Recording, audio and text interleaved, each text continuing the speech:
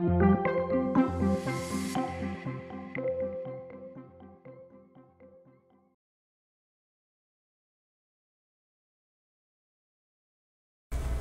right, I hope you got all that. Here's the data that I took. My data, you'll see that basically each of those little resistors gave me about 5 more amps, but you'll see that it wasn't adding 5 amps. Why is it that I reached an asymptote on my current? Because the connecting wires have their own resistance. Please be careful about how much punishment you give to your alligator clips. They could melt. But here's the force that I got. Remember, once again, total number of grams measured, both numbers of grams, added together, then divide by 1,000 make kilograms, then times 9.8 makes newtons. Okay, so I graph force going up and current going to the right, and I get a slope of 0.0213. Now, if the force is IL, well, first of all, this is a question I was asked the kids. We forgot to measure the length, L, in the F equals ILB, right? So what do I do to get the length? And your students may say, get the length of the rod. You have to remind them, no, it's the length of the rod that is in the magnetic field. So in this case, I took the length of the box, and so we'll see what that is here in a moment. Did I put it on the previous screen? Yes, the length of the box for me was 0.22 meters. So again, if you can't do this lab and you show the lab setup to the students, then everything from my hand to the left, I would give the students. I would not let them have the graph for the slope. Make them do that. That's important skill.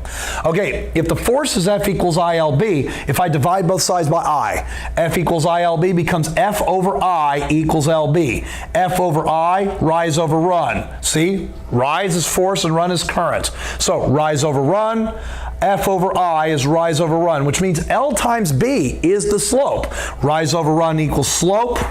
F over I equals LB, so LB is the slope. That means that 0.0213 is the slope, is L times B. So what am I going to do? I'm going to set B times L equal to 0.213. Whoops, did I do that correctly? It should be 0.0213. Okay, so that's 0.0213, so this is mistaken. This is 0.0213, so this should be 0.0097. In other words, 1/100th of a Tesla. And that's strong magnetic field, folks, 1/100th of a Tesla, so that was off by a 0. Sorry about that, but at least I caught it while I was talking about it. Okay, now if you thought that lab was crazy, this is the worst one. Okay, this is the craziest lab I've ever done. And the worst thing is it's shown up on an old AP Physics B exam. I can't remember the year, but it was back when it was Form B. I think it was 2010 or 11. Go back to AP Physics B and search the ones that were called Form B back in the days, and you'll see this lab actually appeared on the AP exam. And I came up with it before the AP exam did. Let me just tell you. Okay, before you see this lab, what is this lab going to be all about? It's really about the B equals mu naught I over 2 pi r equation. That's the central focus in this lab, and we're going to use B equals mu naught I over 2 pi r to measure the Earth's magnetic field, measuring the Earth's magnetic field. You need a car battery again, you need those resistors again, you need those alligator clips again, and those ammeters, and the aluminum rod all again. But no magnetic field box this time because the magnetic field is going to come from the Earth.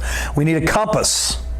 We also need a couple of meter sticks. You'll see what they're going to be used for, and blocks, or you can call them lab lifts or lab jacks, anything where you turn the screw and it lifts up, or just use wooden blocks. You just need to change the height of the compass. Okay, so what are we going to do?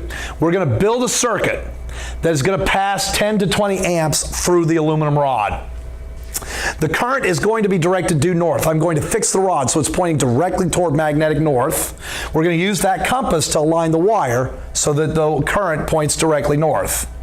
Now the circuit is going to include whatever is necessary to measure the current. So that's going to be the ammeters. Sometimes, for example, you might be like, well, Frensley, your red little ammeters, multimeters from Harbor Freight Tools, those can only go up to 10 amps.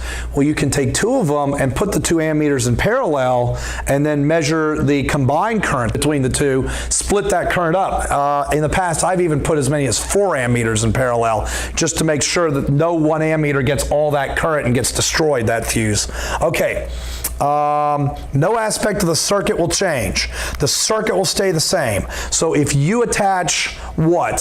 5 1 ohm resistors in parallel in order to get that resistance way down there, but yet within your control, and you do need to have some resistance, nothing will change. Nothing about the circuit changes from trial to trial. So get the circuit set up, measure the current one time only. The current needs to be measured one time only.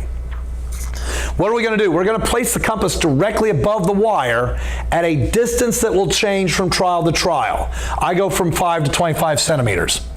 With the current off, the compass is pointing to magnetic north and points to 0 degrees. So we align the compass so that north is 0 degrees and the wire is pointing north, everything's pointing north. You turn on the current for a couple of seconds and it'll make the compass rotate and bend because the wire's magnetic field, measure the number of degrees the compass points to. So the final result is going to be a table of distances from the wire and angles that the compass points to, and then there's going to be 2 more columns of calculations. The tangent of each compass angle will be measured for each trial, and the magnetic field that the wire creates at the compass's location. So your students are going to have to do a B equals mu naught I over 2 pi r. The I will be the same, the mu naught will be the same, the 2 will be the same, the pi will be the same, but the r will be different on every trial. All right, 4 columns.